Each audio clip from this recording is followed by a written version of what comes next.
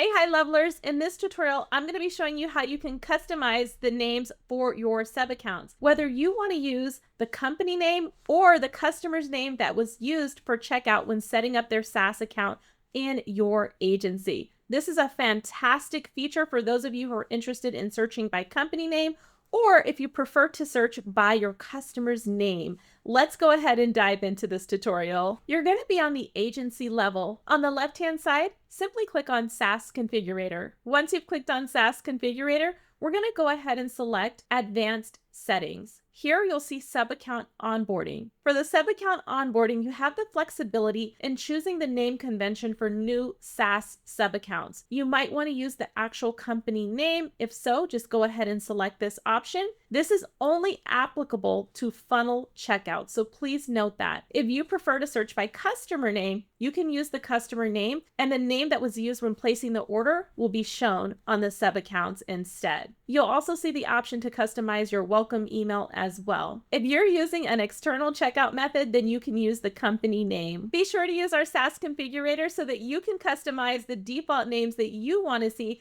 right inside of your agency for new SaaS subscribers. And don't forget to check out our help doc below for more information on this tutorial. Remember, we do have the Content Army playlist. Check that out for more tutorials like this one. I'll see you guys in the next video.